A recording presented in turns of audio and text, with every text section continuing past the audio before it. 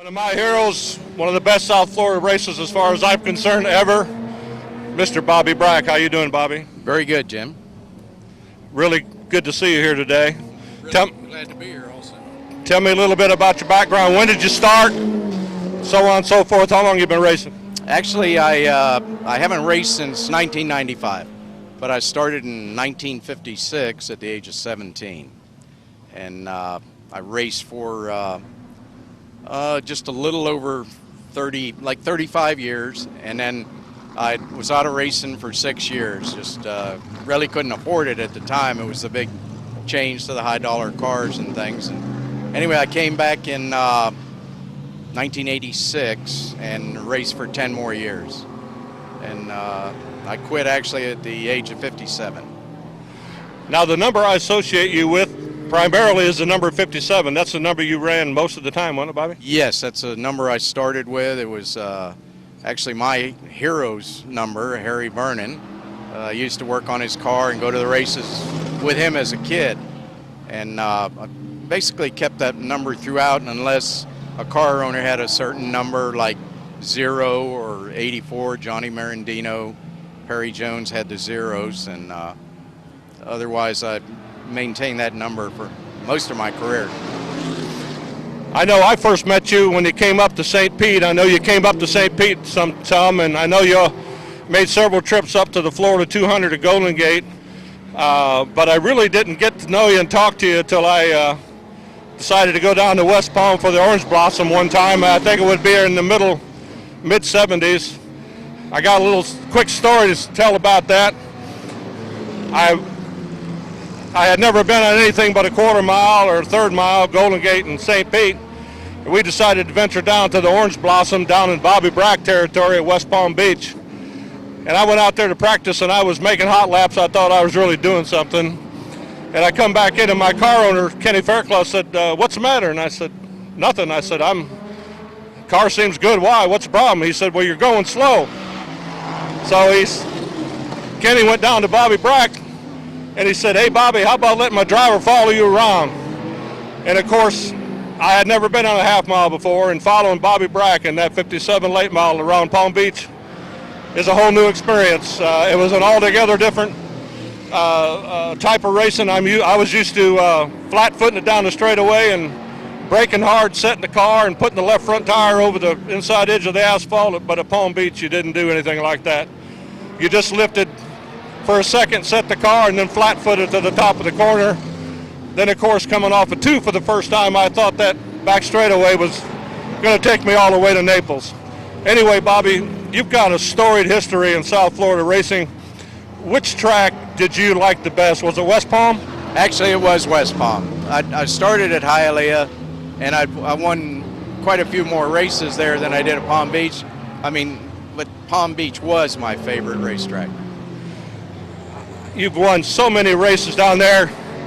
What was the most memorable win to you, or most memorable race? I can't really say that I have any one race, Jim. I just, it's just so hard to pick out any one race. But to me, any of the 100 lappers at Palm Beach were big, and then the 200s at Hialeah were big. Actually, I won a 200, the South Florida State Championship 6 years in a row there, and to me that's a memorable feat. But as far as any single race, I can't think of any single race. Yeah, well, that covers it. That's I know you've won many races. I hate to back you in the corner with this one, but what was your most embarrassing moment? Can you tell us one in public? I don't really know. I've done a lot of things that probably would embarrass me today, but they didn't then, so it'd really be hard to say. But to pick an embarrassing moment, I really can't come up with a good one. It just I understand your hobby now is fishing. You like to fish. Tell us a little bit about that. Yes, I have a good friend, George Poveromo, who actually was a fan of mine as a young boy, and as anyone knows about fishing, he's a world-class fisherman. Has a TV show, and writes for Saltwater Magazine. Anyway, to be honest with you, I couldn't catch a cold if I didn't go fishing with this guy. I can relate. And, you know, he just goes to the best destinations at the right time of year, and you can't help but, you know, catch fish. And, you know, everybody actually around the country and in the world likes to have him come there to do, you know, his shows. And he can just actually pick his places anywhere in the world to go fish. Bobby, back to racing. I know I put you in the top of the list of a successful what I call a grassroots racer, a guy that won what he built and raced what he built in the backyard, and that sort of thing. And that's what made this sport, in my opinion. What kind of advice would you give to a young fellow today that wants to break in the sport? It's difficult with this economic climate, so on and so forth. What would your advice be? Run? It's almost impossible unless you bring your own money.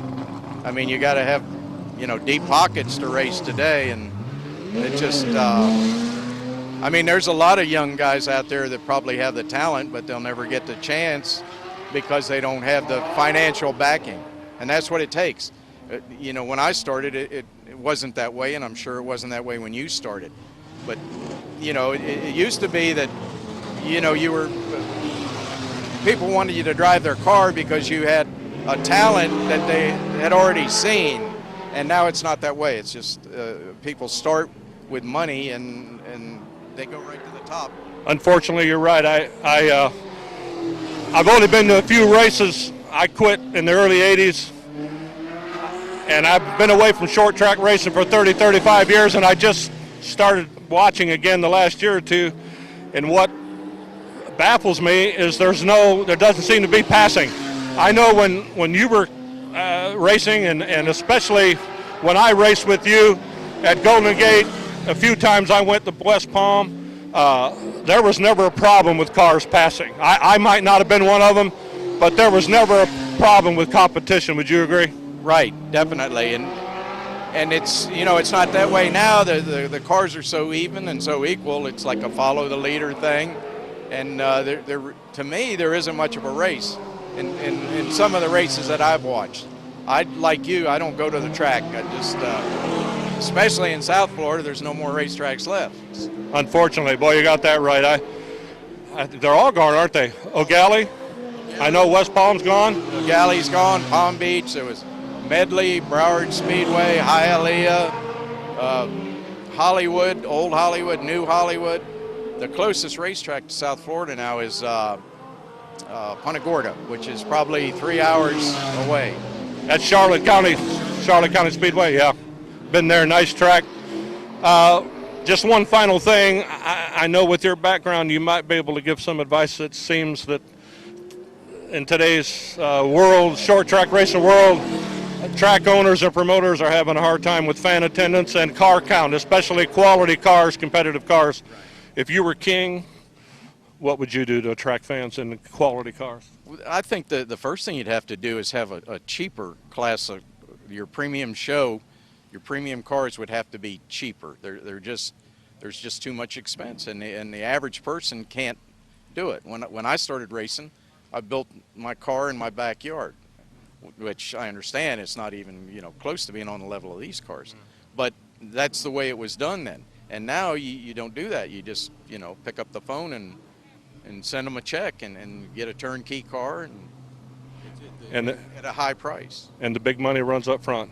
Yes. I mean, not necessarily in the front without money. Not necessarily the most talented, but the biggest money. I agree, and not to take anything away from the drivers of today, the newer drivers, but most of them, you know, come with their own finances, and the more they have, the better they're going to run. The better they're going to compete. Well, Bobby, any other comments or insights you'd like to contribute? Not really, Jim. Nothing I can really think of. It's just, you know, I wish that racing were like it was 25, 30 years ago, but. Amen to that, brother. Can't turn back the clock, so. Unfortunately. Bobby, I'm privileged to stand here and have the opportunity to interview you and talk to you. It's been, what, I don't know, 30 years or so. Yes, probably that long, Jim, and I feel privileged to be here with you. You were one of the guys that I always thought was, you know, a real talent. And Thank you, Bobby. Enjoyed the little bit we raced against each other. I enjoyed racing with you. Thank you, sir. Pleasure seeing you again and meeting your wife, Pat, today. Great. Take Thank care. you, Jim.